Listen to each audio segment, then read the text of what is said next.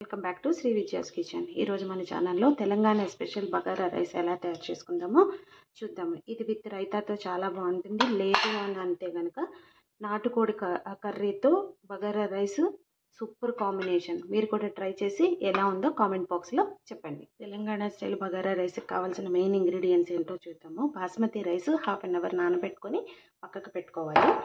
అలాగే lemon juice and ఒక tomato cut చేసి పెట్టుకున్న, 2 గ్రీన్ చిల్లీ, ఆనియన్ కట్ చేసి పెట్టుకున్నాము. అలాగే పుదీనా, కొత్తిమీర. దీనికి కావాల్సిన మెయిన్ మసాలా ఏంటంటే జీలకర్ర పొడి, ధనియాల పొడి, అలాగే అల్లం, వెల్లుల్లి, నువ్వులు, లవంగాలు, యాలకి, షాజీరా, కొద్దిగా కొబ్బరి. ఇవన్నీ కలిపి ఫైన్ పేస్ట్ కింద రెడీ చేసి పెట్టుకుందాం. నేను ఈ బగారా రైస్కి India gate basmati rice use చేస్తున్నాను.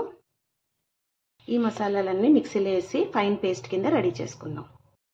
మసాలాలన్నీ ఇలా ఫైన్ పేస్ట్ కింద అయిపోయిన తర్వాత దీంట్లోనే టమాటో కూడా యాడ్ చేసేసి దీన్ని కూడా మిక్సీ చేసేసుకుందాం. కొద్దిగా స్టవ్ ఆన్ చేసి ప్యాన్ పెట్టుకున్న తర్వాత దీంట్లో కొద్దిగా జీడిపప్పు ఫ్రై చేసి తీసుకుందాం. కొద్దిగా షాజీరా యాడ్ చేసుకొని అలాగే కట్ చేసి పెట్టుకున్న ఆనియన్, గ్రీన్ చిల్లీ వేసుకుందాం. ఈ ఆనియన్ ఫ్రై అవుతుండగా కొద్దిగా కరివేపాకు అలాగే బిర్యానీ ఆకు కూడా వేసి ఫ్రై చేసుకుందాం. ఈ ఆనియన్ ఇలా ఫ్రై అయిపోయిన తర్వాత ముందుగా రెడీ చేసి పెట్టుకున్న ఈ మసాలా పేస్ట్ని యాడ్ చేసేసుకున్నాం.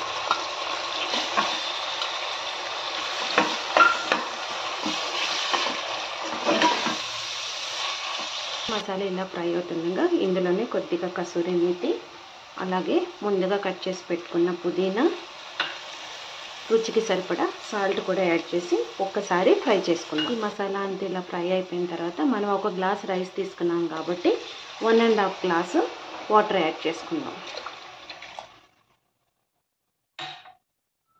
వాటర్ అంతా ఇలా బాయిల్ అవుతుండగా దీంట్లోనే కొద్దిగా లెమన్ జ్యూస్ యాడ్ చేసుకుని ముందుగా రెడీ చేసి పెట్టుకున్న, సోక్ చేసి పెట్టుకున్న ఈ రైస్ ఇందులో యాడ్ చేసేద్దాం.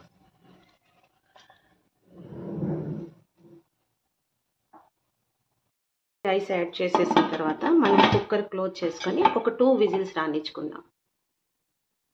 విజిల్స్ అయిపోయిన తర్వాత కుక్కర్ ఓపెన్ చేసిన తర్వాత ముందుగా కట్ చేసి పెట్టుకున్న కొత్తిమీర అలాగే ఫ్రై చేసి పెట్టుకున్న కాజు కూడా యాడ్ చేసేసుకుందాం.